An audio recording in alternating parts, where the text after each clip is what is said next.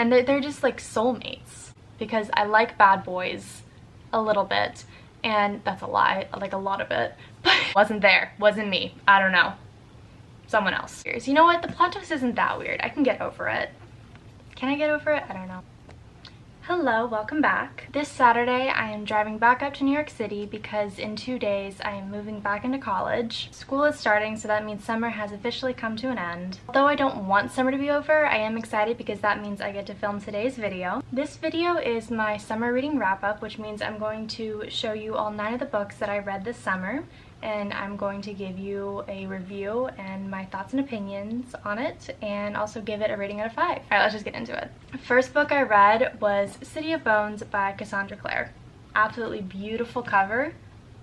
This is a fan favorite. This is not some underground author. This is a book that everyone knows. So the one that I read was The Mortal Instruments. There are so many books in this series. It's YA. I would classify it as fantasy. I would classify it as a YA fantasy. But there's so many books in this series that there's subsections of the series and you can mix up what order you read the series in. But for my reading order, I researched it and I wanted to start with The Mortal Instruments. So this is The Mortal Instruments book 1. Also, I heard about this book because of the spines. So like this is the spine for this book, but whenever you get the complete collection, you line up the spines. It actually looks really, really cool. That might have been the main selling point of me buying the book. We judge books by their covers on this channel. So City of Bones, a shadow hunter novel. It follows Clary. Was that the ship name or is that the girl's actual name? Clary. We meet her as a completely normal teenage girl, and then she witnesses something supernatural, kind of magical, and that experience and the people that she meets through that incident, whenever she sees something that she shouldn't, kind of brings us into the world that Cassandra Clare has made, which is the Shadowhunter world. I'm not going to talk too much about this book because it's a long series and I don't want to spoil any of the books that are to come, and it's also a very well-known series, so I feel like I would just be talking to a wall because everyone has heard of this book. There's been a TV show developed for it, there's been a movie developed for it. I definitely enjoyed it. I liked the writing style.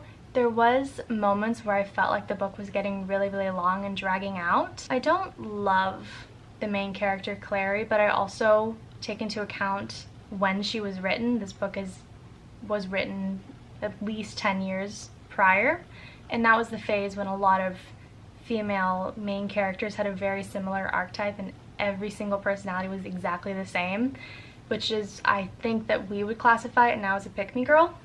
Clary's a bit of a pick-me girl, and it's really shown through her interactions with the other main female character or female supporting character. Okay, so the Shadowhunter she meets is Jace, Alex, and Isabel Lightwood.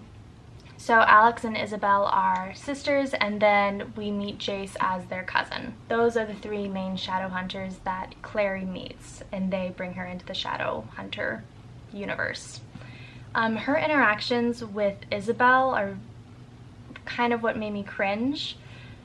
Clary despises her because Isabel is pretty and she's feminine and she doesn't really shy away from that, and she's confident, and Clary takes every opportunity she can to dig at her, so that's something with the character that kind of like irked me while I was reading it. But that's also a popular trope in books that are 10 to 15 years younger than books coming out now. Jace was definitely my favorite character. Every scene that he was in, I was more interested in. The plot twist at the end, I didn't appreciate. Can't spoil it, can't say what it is. I don't know if I'm going to be picking up the rest of the series. You know what, the plot twist isn't that weird. I can get over it. Can I get over it? I don't know. I'll decide if I can get over it or not. But, these books are beautiful, and I mean, the fact that she was able to go on and write so many others in this series, I think just is a testament to her writing ability and her world building. And if it has such a big following, I feel like I should give it a chance. But so I might be picking up the sequel to this during the school year. But that was City of Bones by Cassandra Clare. I don't think I said what I rate this book, but I rate this 3 stars out of 5. The second book I read was The Black Key by Emmy Ewing. It's so shiny, I'm trying to show you what it looks like. There we go, that's more. Just take a moment to appreciate the covers of this trilogy. I think they are absolutely beautiful. So this is the third book in the Jewel trilogy. The books go The Jewel, White Rose, and then we finally end the trilogy with The Black Key. This is very much Handmaid's Tale meets Selection. So we follow our main character, Violet. She lives her life knowing that she is always born to be a surrogate for either a royal family or a noble family, someone rich. Because we live in a world, in this fantasy world, where not all women can have children. So there's a very specific kind of woman that can still be able to carry a child full term. And they also have a special ability to be able to, I think, 3 different things. Special ability to resize things, change the color, and then also to make things grow. And because they have these magical powers, it also helps them be able to create life. These surrogates are not treated well, even though they are essential to the entire society. And we basically follow her. She gets bought like a piece of property for being a surrogate, and she's brought into a noble house, and then the story goes from there. It's basically talking a lot about the injustices in the society and then the rebellion that follows in order to overthrow the people in charge and to kind of abolish the surrogate system. I can't tell you too much without spoiling the first 2. I gave this a 4 stars. I remember because the real driving force of this book and why I love it so much is the relationship between Violet and her love interest Ash. But we didn't really see much of Ash. It was a lot of, they had great moments in the second book, and then in the third book I think the author wanted to like show that Ash and Violet aren't completely codependent, so they had their own separate missions in this rebellion. And like it was good, and like I understand that, but at the same time I miss their interactions because the chemistry between these 2 characters is so believable and so real that whenever I was reading about something else I was just constantly thinking like, when is Ash gonna show back up on the page? They kill off my absolute favorite character, who I'm not gonna say, but I was absolutely heartbroken. I read it on a plane and I just like had to like put the book down and kind of like look up. I'm like, I didn't just read that. And then they just kind of brushed it off like it didn't happen. And then like once everything was over, they were like, oh, remember, they're dead. And it's like, it wasn't just like that. They had more of a emotional reaction, but I feel like the author just killed them off in order to have an emotional reaction, and so then the other characters could be like, oh, I'm so sad that they're dead. The ending was very anticlimactic, which is what made this book go from 5 to 4 for me. But in terms of the series, I would say this series is 5 stars. I think the Jewel series by Amy Ewing is criminally underrated. Either it's underrated or it came out so long ago that I missed the phase when everyone was obsessed with it, because I can see this being viral on like TikTok and YouTube and Instagram, but it is written from a different decade. It almost has like a younger kind of feel to the writing. So I think that's what it is. The way it's written, it feels nostalgic, the same way that the Selection series feels nostalgic for me. It's very much more of a middle school series. But because the writing was written the way it was, I was able to fly through it. So that is the final installment of the Jewel series. Next book that I read, I really wanted to stay in YA. I didn't want to go into a new adult just yet. And I really wanted romantasy, which is like fantasy with like a little bit of romance as a subplot. So I picked up Curse of Shadow and Thorns by L.J. Andrews. This book does the one thing in fantasy that I really don't like, where they feel the need to kind of write in English but also make up their own language to prove the fact that they can like be really creative with the world building. And I'm fine with having to learn things for the world building for the book, but all of this was just too much. Like even the titles of like prince or princess or lady was in a different language, so then I would be reading complete sentences that were just utter gibberish, and there was no like translation in the book that really like explained what everything was. Like one was like Kivana, yeah, and that was their term for like lady. And it just got to the point where it was just too much, and I would have liked it a lot more, and I think it would have flowed a lot more if they did away with so many made up words. Kind of like Dothraki and Game of Thrones, but imagine you had to read all of Dothraki and you had no subtitles. That's what this book was about. We follow Kivana Elise. Kivana is her title, and then her name is Elise. She is the niece of the king, and the plot really picks up whenever the king announces that she needs to get married. So basically there's this big competition of suitors, and then the man put in charge, she doesn't even get to choose her husband. There's another man put in charge of choosing the person that she gets to marry. His name is Legion.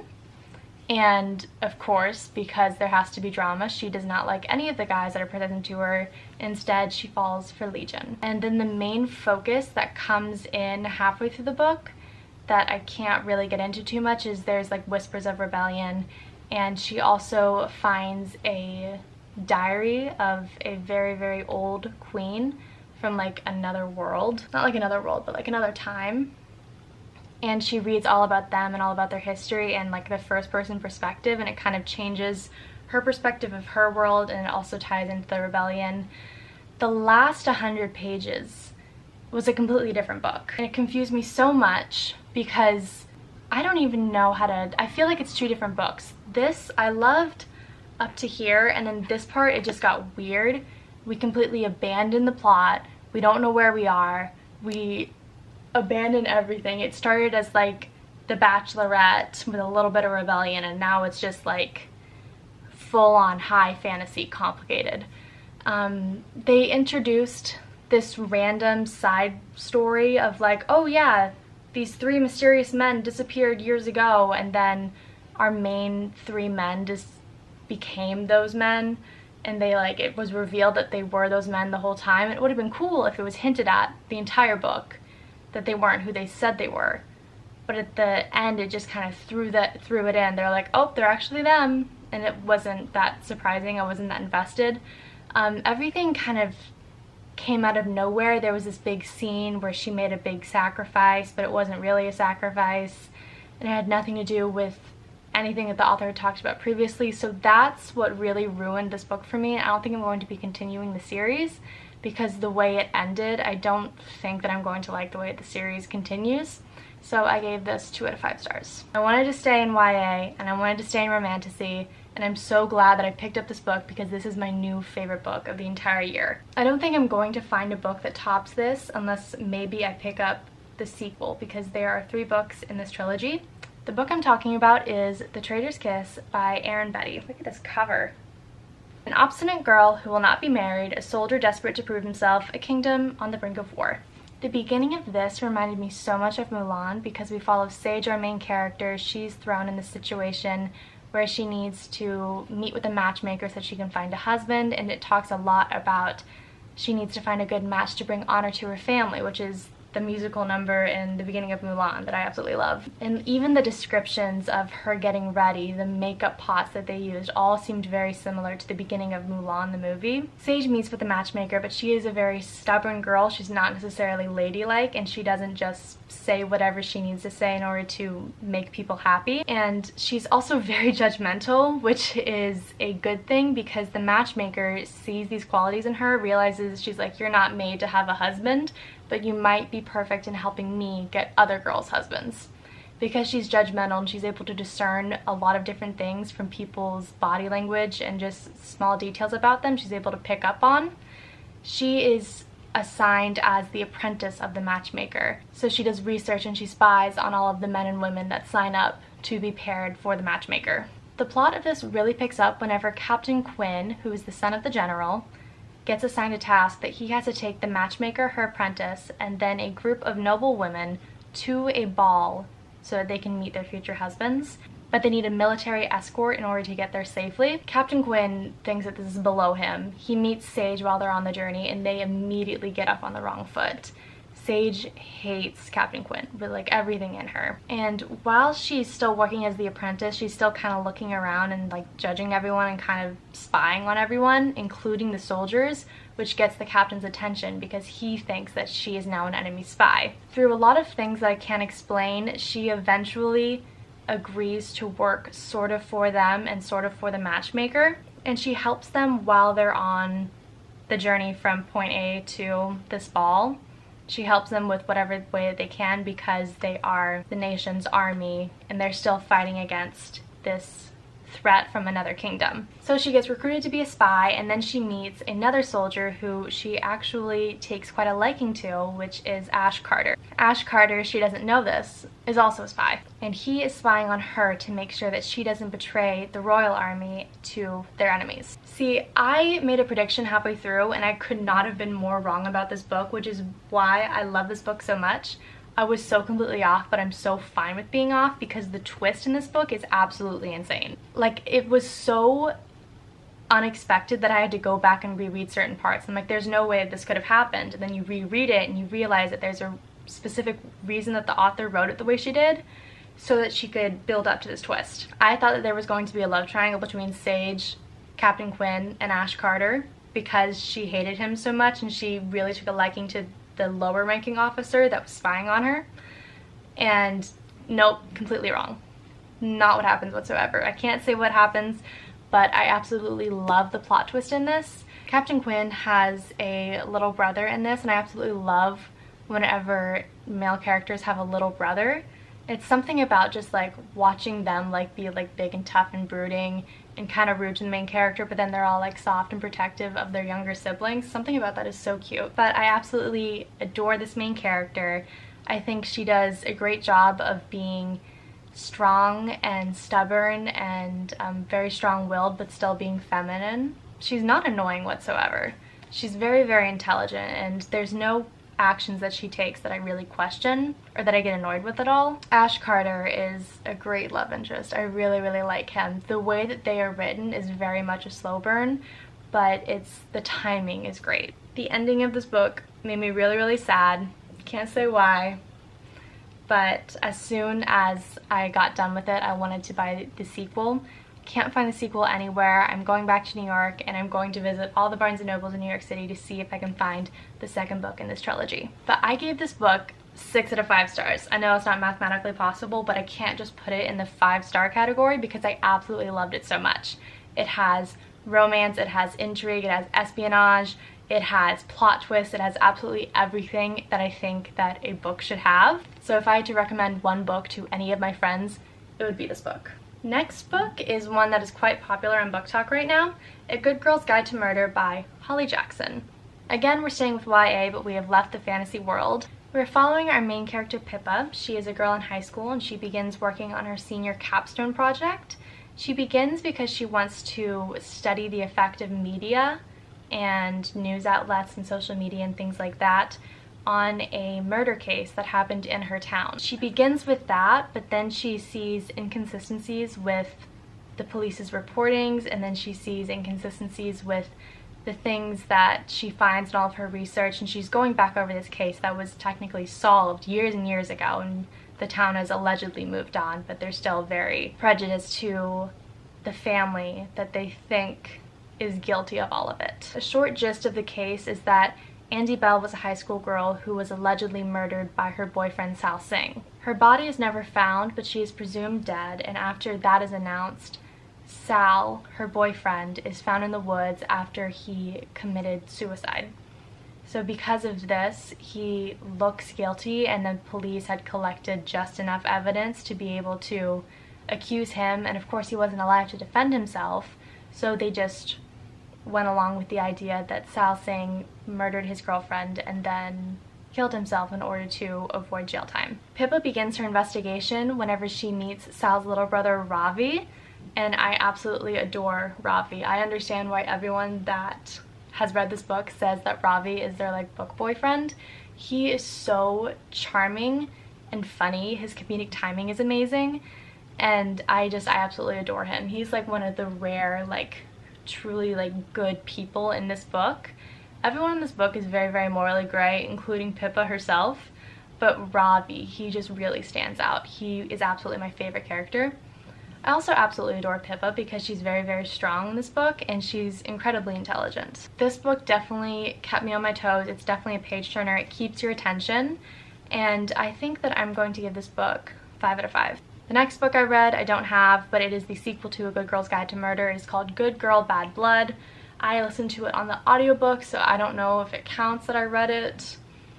I'm gonna say I did though. So, A Good Girl's Guide to Murder. It's funny that it's the title of the first book because the second book begins with a conversation of Ravi and Pippa.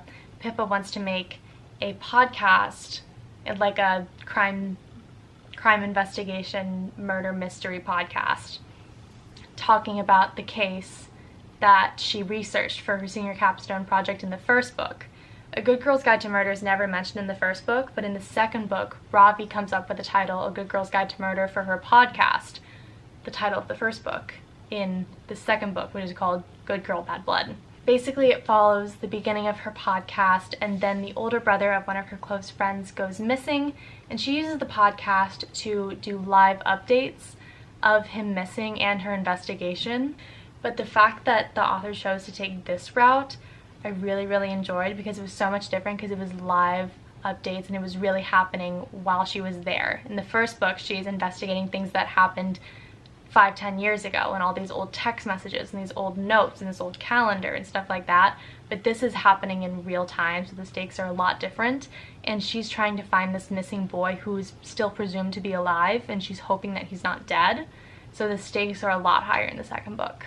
I really enjoyed Good Girl, Bad Blood, probably not as much as the first, so I give it a 4 out of 5 stars. The next book I read was A Fate of Wrath and Flame by K.A. Tucker. In this book we follow Ramiria, who is a New York City jewelry thief.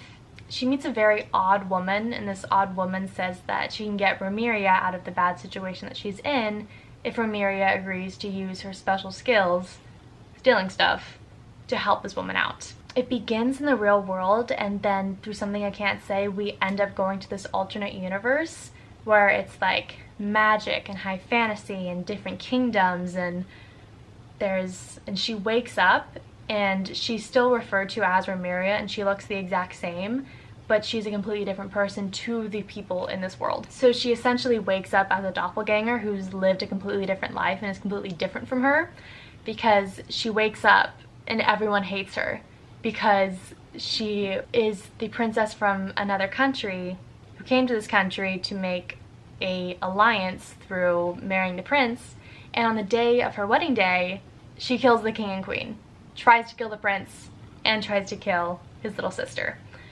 It's not how you make a good first impression with your boyfriend's parents. So she wakes up, she has no idea who these people are, she has no idea why they hate her so much, she's arrested, and then she's trying to figure out, why am I here? How did I get here? How do I get back? What do I do? She's also trying not to die. So she's navigating this new world, and she's also trying to fulfill the little quest that this mysterious woman sent her on. It's really funny because her love interest, her like guy that she was supposed to marry, his name is Xander, which I feel like is not fitting of a fantasy name, especially like a prince.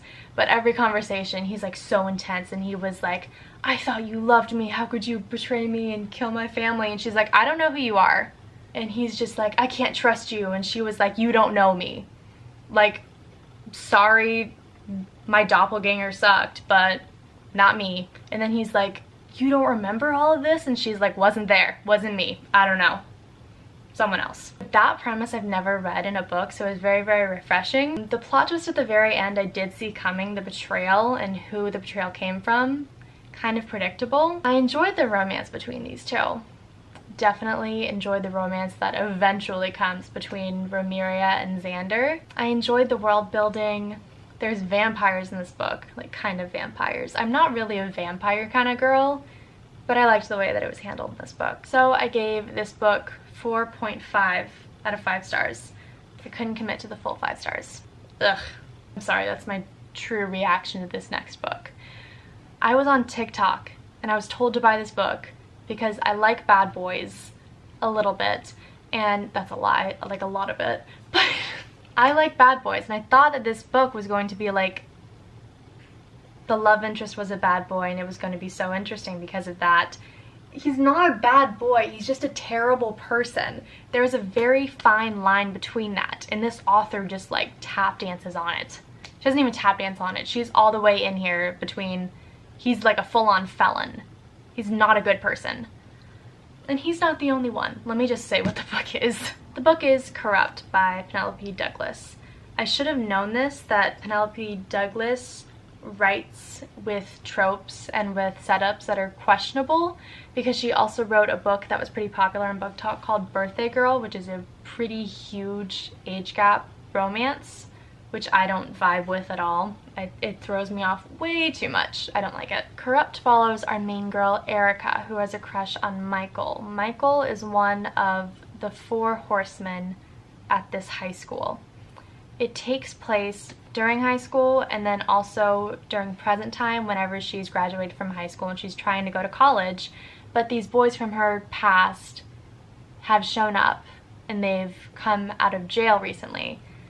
So you kind of are in the book and you're wondering, okay, why'd they go to jail? What'd they do that was so bad? And also, why do they blame Erica for the fact that they went to jail?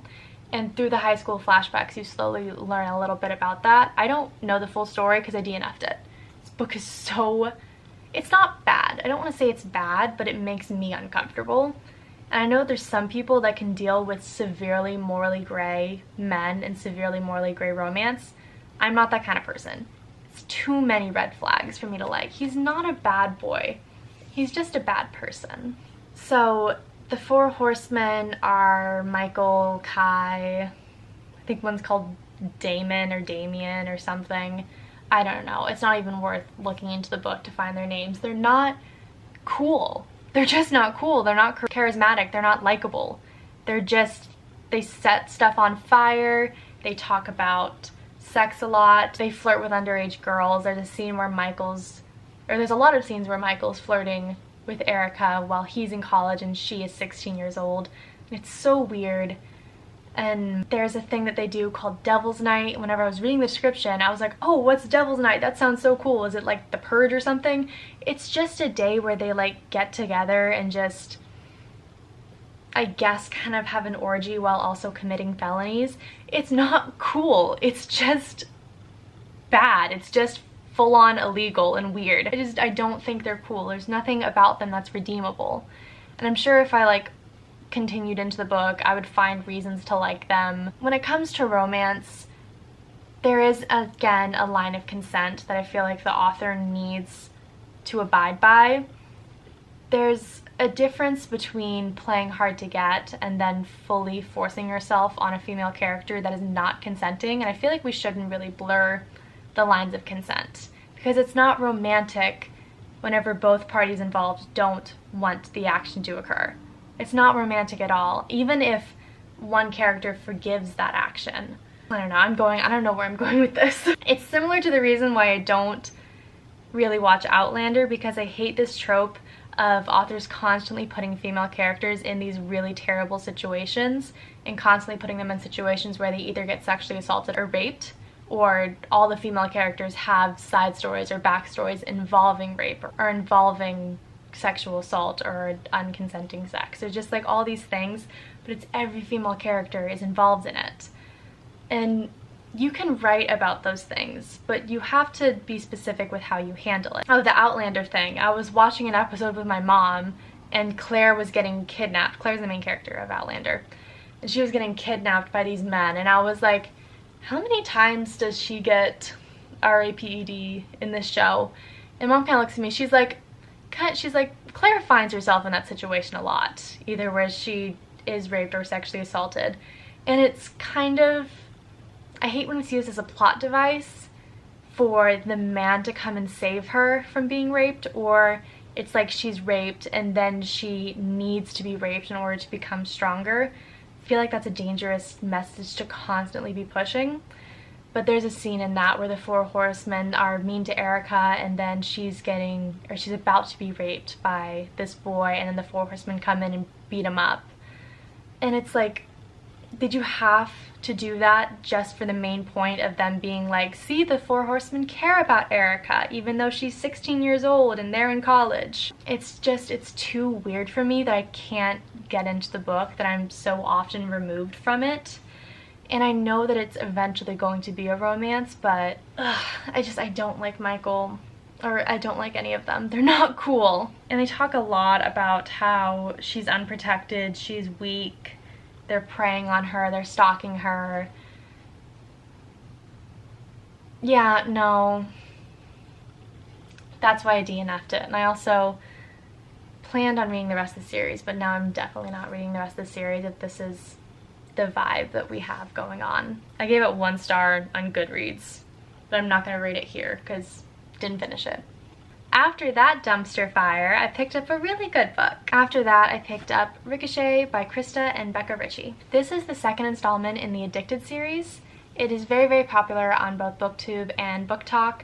I got it from series by a lot of different booktubers, but specifically Larry. I absolutely love her. I love her channel. She constantly references the Addicted series in every single video that she makes, which is really, and I was like, okay, if she likes it this much, I have to give this book a try. I've already read Addicted to You, the first book, and then I read Ricochet. A little bit about the first book, or the premise of this entire series, is that it involves Lo and Lily are 2 main characters. They are both addicts. They're childhood best friends. They begin to fake date so that they can hide their respective addictions from their families, and also so that whenever they're in private and they grow up and they live together, they're able to enable one another in their addictions, which is kind of sad. So I didn't really fully get into the first book, Addicted to You. And my number 1 complaint was the way that Lo was kind of a hypocrite, in the way that he was fine with his addiction, but he would constantly kind of poke fun at Lily's, or he would allow Lily to enable him, but then he would call her out on things that was caused by her addiction. So it's like she's not allowed to have one, but he is. That's the thing that kind of annoyed me. In this book, it's not like he had character development because it was basically all flashbacks, but I didn't see that behavior so much, which made me like Lo more, and it made me really believe the romance. Not even the romance, but the mutual, just like real pure love that they have for one another, that's both platonic and friendship love, but also romantic. And it's just, they're just like soulmates. And I really, really love Lily and Lo now after reading this book. This book is technically a filler novel because the first book ends with Lo going to rehab, and Lily can't go to rehab for her specific addiction, so she more so opens up to her older sister, who is Rose Calloway.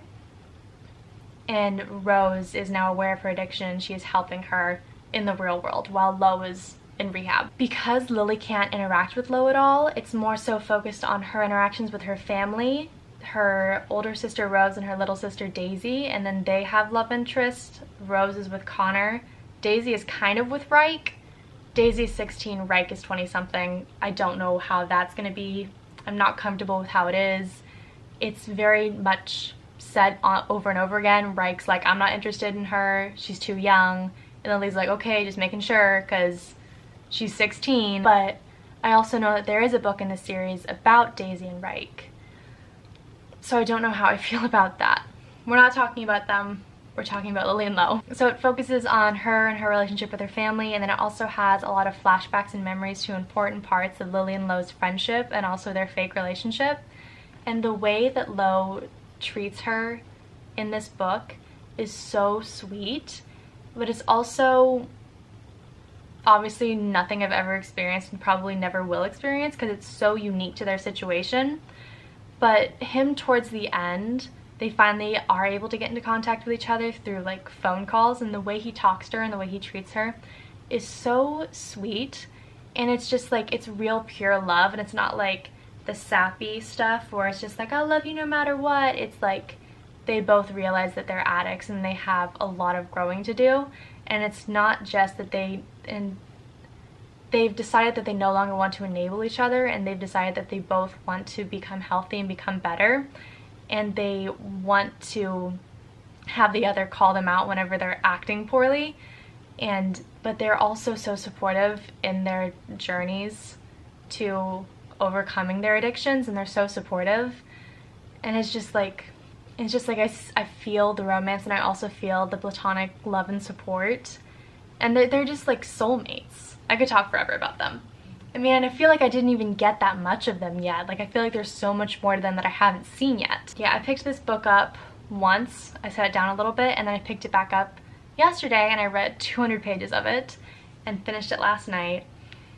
See, I'm like smiling just thinking about it. So I really think I'm going to continue this series, and I really think I'm going to enjoy it. Another thing that I've heard a lot about this series is their found family. It's Lily, Rose, and Daisy are the Calloways, and then there's Connor Cobalt, Lauren Hale, and Reich Meadows, I think that's his name. But their friend group is very much found family, and they're all extremely flawed characters, but the love and support that they have just makes you want to keep on reading and know more about the characters even whenever you close the book and you're done with it. So I really, really liked this, and I don't think I've ever given 5 stars to a filler book, but I think I'm going to give 5 stars to this book. And I think that's a great way to end the summer. Thank you guys for clicking on this video, and thank you for listening to me rant endlessly about all of my many thoughts and opinions about all these different characters and all these different stories and worlds. I hope you guys enjoyed. I hope you guys maybe agree or don't agree with my review, and I hope you guys found some good book recommendations from this video, and I'll see you guys next time I post.